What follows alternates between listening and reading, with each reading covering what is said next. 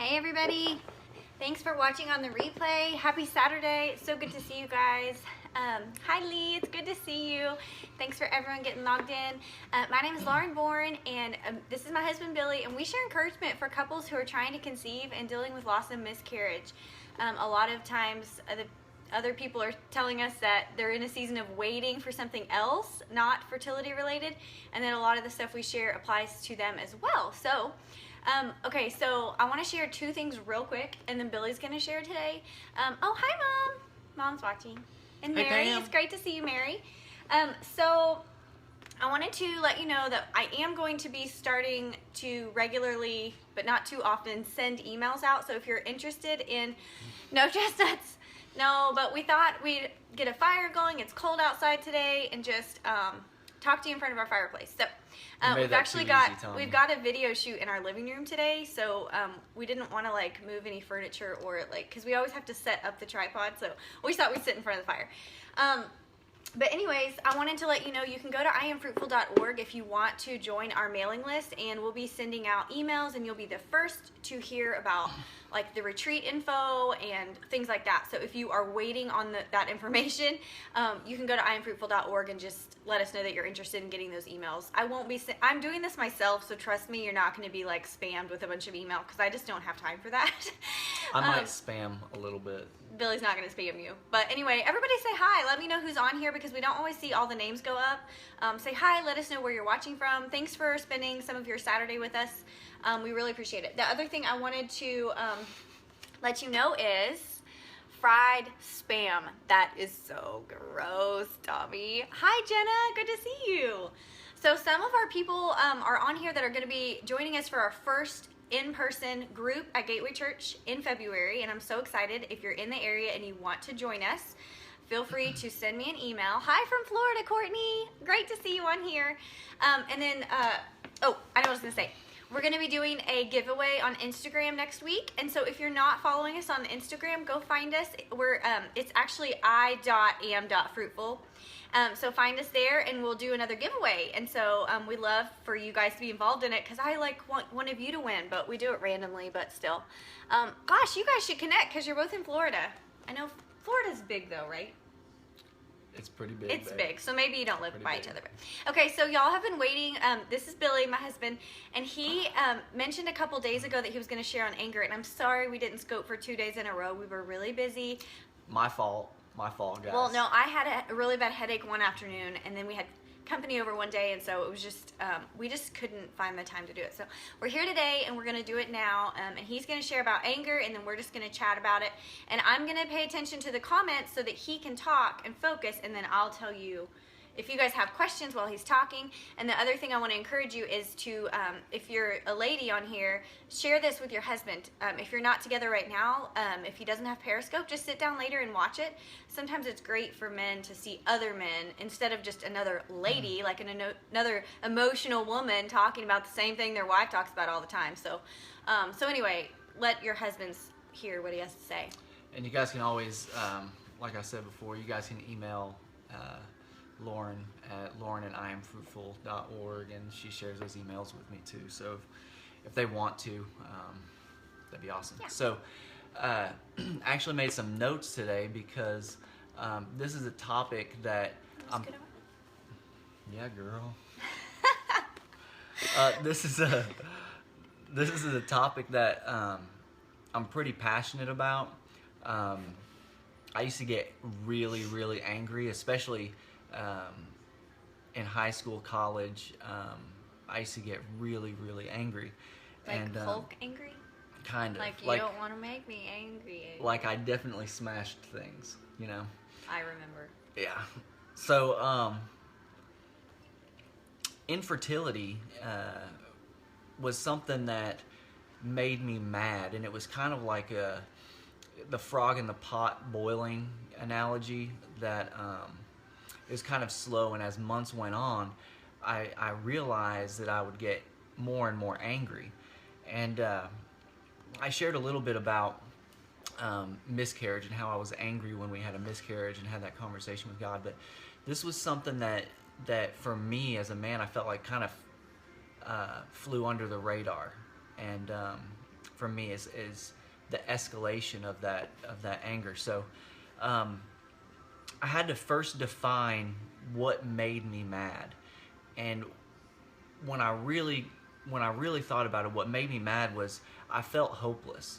And there's so many things, as a man, we're kind of newly married, so I was used to Awesome. I was used to being able to fix things. Men are independent for the most part, especially if you have that window after college before you're married. While you're in college, you have that independence as well. And so you really learn how to do things on your own. And I mean, all the marriage counselors and things like that, people that speak on marriage, they talk about those first few years where, a man's got his home and he's got his routine established, and then she has a different routine. So kind of in the same way, but I felt hopeless that I could change, I could fix anything. Because men are fixers. Like, immediately when we tell them we had a bad day, they're like, well, we could do this, this, this. And you're like going, well, I just wanted to tell you about it. Like, I don't want you to do anything about it. Don't pick up the phone. Don't text someone. Don't fix it. I just wanted to tell you how I feel. So automatically, anytime we have a miscarriage, we can't get pregnant, they want to fix the situation. But that is a situation they cannot fix. Well, the first couple of months, I thought that I had a really good solution to it. What was that? I mean, let's go practice, right? Sorry, Pam. Sorry, David. My parents are watching right now. That was for you. Lord have mercy. So I really did feel hopeless. And the feeling of hopelessness, it just builds. Dad says stop. It builds and it escalates. It grows more and more every day, almost like bitterness that leads to resentment. And so, Mom has earplugs. In those situations, it was a problem for me, but at the same time, I didn't know how to encourage my wife. That was something that if I could just fix the problem by encouraging her, if she could just see this problem the same way that I felt it, that would fix things. And so there's also the opportunity for frustration because of not having a shared perspective. So frustration with me. Yeah, right. So I would just keep telling Lauren, I know we're going to get pregnant. And how did that make you feel whenever I would say stuff like that? Frustrated, because you didn't know that. Yeah. And it didn't help. Like, it did help. But sometimes it didn't. Like, it just depended on my mood and what I wanted to hear. I think that probably the confidence behind what I was saying is what would really help in those situations, not so much, I know that we're going to get pregnant. So... Yeah, you're right. So the thing that I realized as well, the depth of the hopelessness really came from fear. And I had fear that this would go on for 10 years. I had fear that... And it does for some. Yeah. And 15. Sure. Lisa, I don't know if you're on here. She went through this for 15 years. And 9 miscarriages. She lost an infant. Yeah, you don't know. Because you only see you see the worst stories, and you Google and you get on the internet, and it could go on forever. Yeah, Amy, you had a really long struggle. So a lot of those feelings that just kind of lie dormant day after day after day, that anger is rooted in fear. It's fear of what we were just talking about, fear that I'll never be able to communicate hope to my wife, never really be able to encourage her. The emotional, the hormones, the medication that she was taking at the time, and how her hormones and her mood would fluctuate greatly. I didn't being so kind, but really, like, Clomid made me Hulk. I would say something and be like, that was not me. Like, do you remember when I'd be like, yeah. I would say something and it was so horrible, and then I'd be like, I really, like, I don't know where that came from. I didn't mean it. Like, I think it's the Clomid, and then I'd just start crying. Y'all, if you've been on Clomid, please, someone, like, say a comment. Be like, yeah, me too. Nobody's on here that's been on Clomid, maybe. Well, I would cry just as much as her because some of the things she said were so hurtful. Please. Okay, so Yeah, see, okay, here we go. Now people are saying, oh yeah, me too. so fear. Let me back up to fear. Shots are worse. Yeah, I bet you're right. Yeah. Good. Yeah. Jenna was crazy too. So Hot coffee, watch out. Go ahead, Billy. okay, sorry. So I had fear in a lot of different ways. So you guys can probably relate and probably define what it is that was birthing your fear, or the root of your fear. So there's a couple of things that I felt were great analogies for me. And a spirit of fear breeds an atmosphere of hopelessness. The Bible says that God does not give us a spirit of fear, but power, love, and a sound mind. So in my situation, to combat a spirit, you fight it with the opposite spirit. So in that situation, a spirit of fear is fought with power, love, and a sound mind. So what does power, love, and a sound mind look like in that situation in relationship to me and my wife, and the fear and the conflict and the anger that's between us? And that's a question that we can ask God and get an answer to. Ask God, God, what does power, love, and a sound mind look like between me and my wife as we go through this? And ask him what specifically, like, actually look into what you're afraid of. Mm-hmm. Because it might be different for every person. Even in this situation, like the obvious things, I mean, there are obvious fears, like maybe I'll never be a mom, maybe I'll never be a dad. But there are other fears too within that may be different for everybody. Yeah, and I'm glad you brought that up because there's actually something before I get to this next part. For guys, and I don't mean this to sound harsh, but there are thoughts, there are lies that come into a man's head when you're going through this process that are, is this really as big of a deal as we're making it? Like, oh, we're going to get pregnant at some point. Is this really as big of a deal as we're making it? And he's not saying it's not. He's just saying yeah, sometimes definitely not. You go there in your mind. Definitely. And one of the things that God really showed me about this is through children. Our daughter Farah, at maybe 4-6 months old, she would grab a doll and just hold it. And Liam Like never this. did that. Liam never did that. And what God showed me in that was women at such an early age, it's built into their identity to be a nurturer. At 4 months old, she would pick up and play with a doll like it was her baby. And it's built into their DNA, their identity, who they are and who God created them to be. So it's that in their wedding, even when they're 4 years old, they're dreaming about holding a baby. They're dreaming about their wedding. Guys, you know what I'm talking about. When you get to that point where you're engaged and you're planning a wedding, is there's so many things about what is in her mind and what is decided. And when you get to that point where you're trying to get pregnant and it's not happening, what the enemy is saying to her is, you're not woman. You're less than. There's ladies, if there's lies that the enemy's told you, you can feel free to put those up as well, but there's a depth of what she's experiencing, that hurt and that identity, especially if she never got affirmation of who she was, that could really compound the identity issue. Not worthy, absolutely.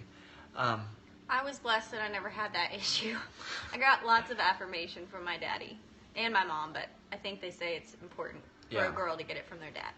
So I just say that to say that it's a very serious issue. It's identity for us is kind of the battle that we all will always face. It's becoming the man or woman that God created us to be.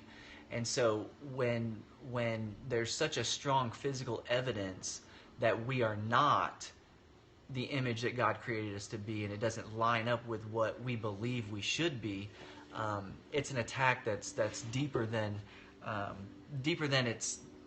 Let me say it this way: it's deeper than a man on the outside looking in usually perceives it to be. Yeah. So that also leads to fear in women. So fear for men being hopelessness, fear for women, all the things that we just mentioned.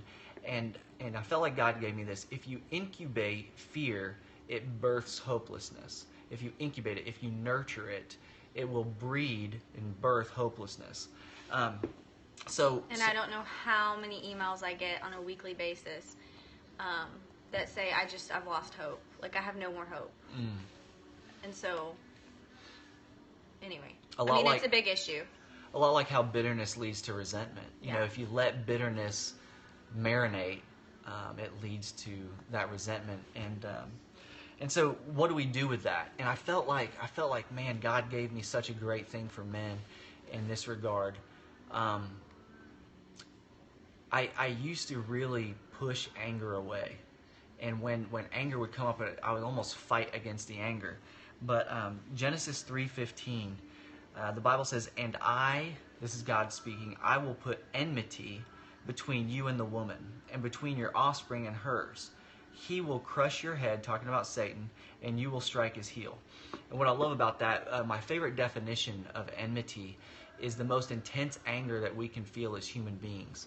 And so God is actually saying that the most intense anger that we can feel as human beings is actually, he's designing it, and he's saying that is actually directed towards the enemy.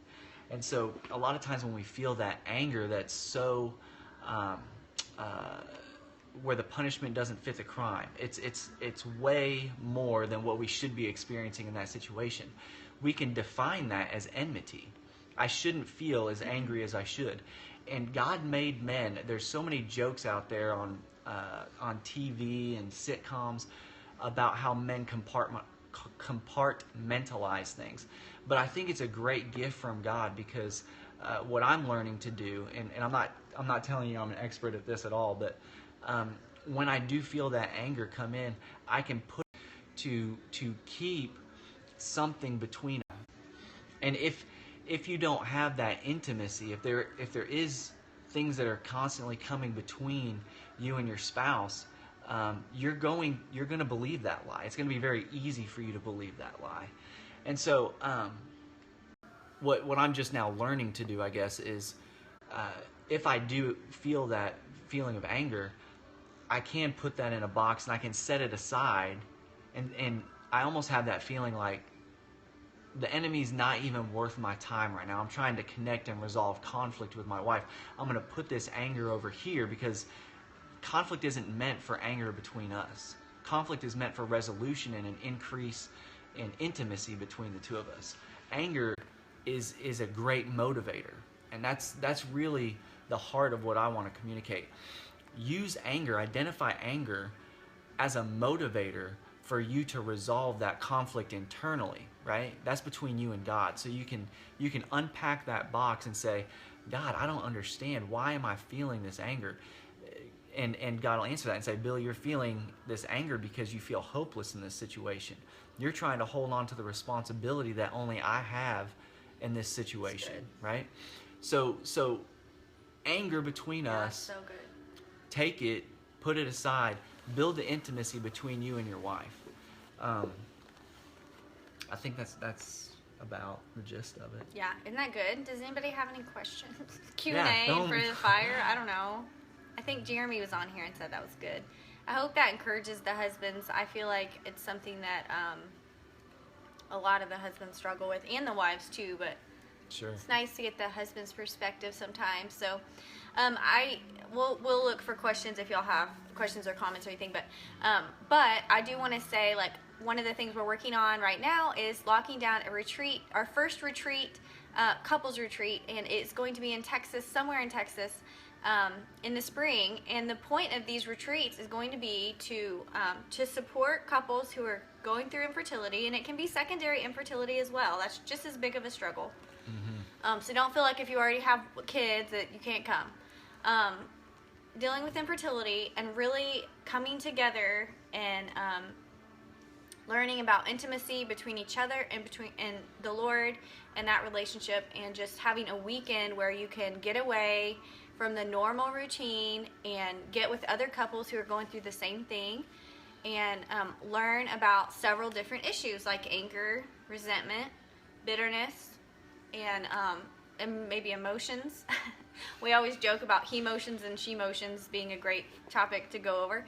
But anyways, if you're interested in that, we would love to know. We've got an email list going, so you will be the first ones to hear about when we have locked down a date. We're actually going to see, to check out a location in a couple weeks, and I think we're going to use that location. So anyway, let us know.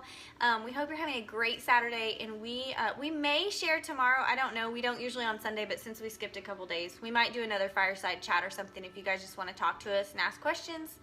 You guys have been really quiet today, so I hope that I hope you had a good connection. I saw several people get on and off, so I don't think I connected to Wi-Fi. Sorry. I don't want to hear about anger.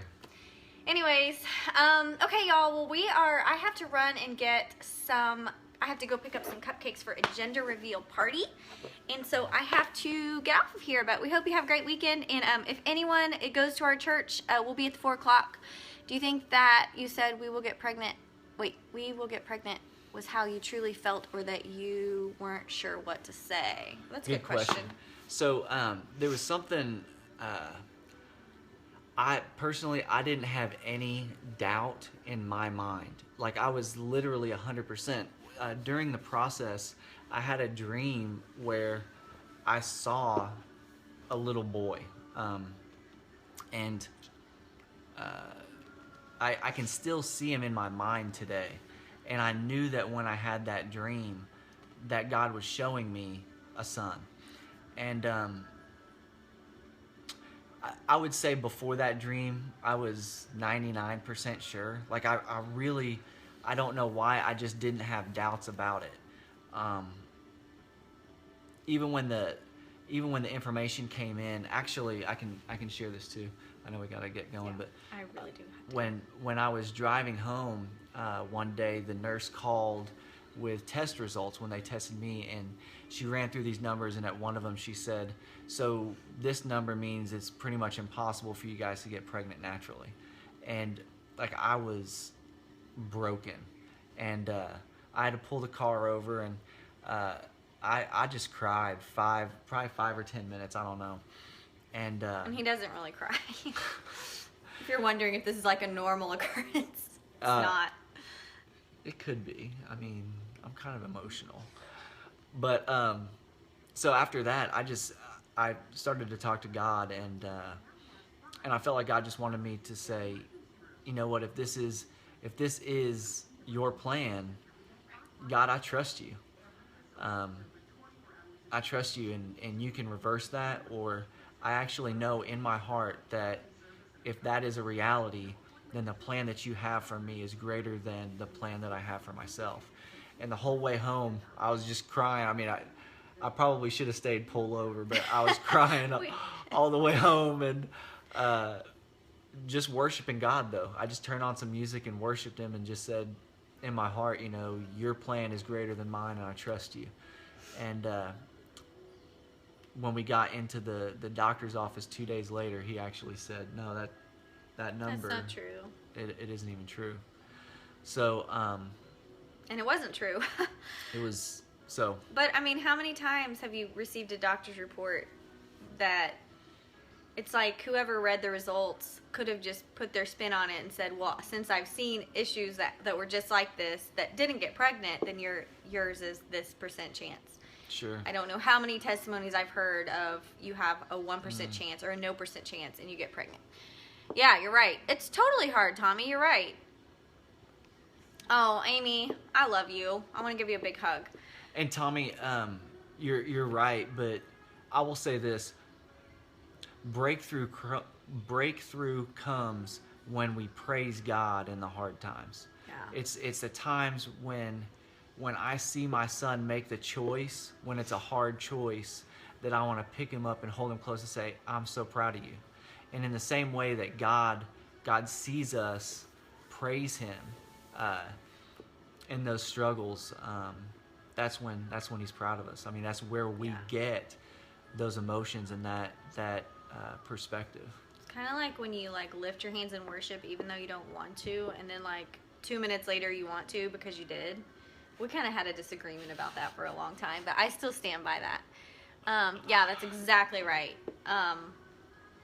doctors say XYZ, but you have to decide what God says for you and ask him what he says over your health. So anyway, we've gone longer than we meant to. Yep. I have to go. I got to pick up cupcakes. And it's going to be really hard not to eat one before the party. That darn Anyway. Gateway 21-day fast. And this person that we are going to their gender reveal has an awesome testimony of fertility, and she waited years and years and years for the perfect person. Like, she did not settle when it came to her spouse, and he didn't She got either. a good one. She got a good one. She got a great one, and he got a ridiculously good one. And I don't think she's on here right now, but anyways, they have a great testimony, and so they're having a really happy day today. And I just believe that you guys that are still believing to get pregnant are going to have the same type of happy day, and so I'm excited to celebrate with you guys too. So, okay, we'll catch you soon. Don't forget, when you get off of here, say, I am fruitful, confess life over your situation. We'll talk to you soon. Boom.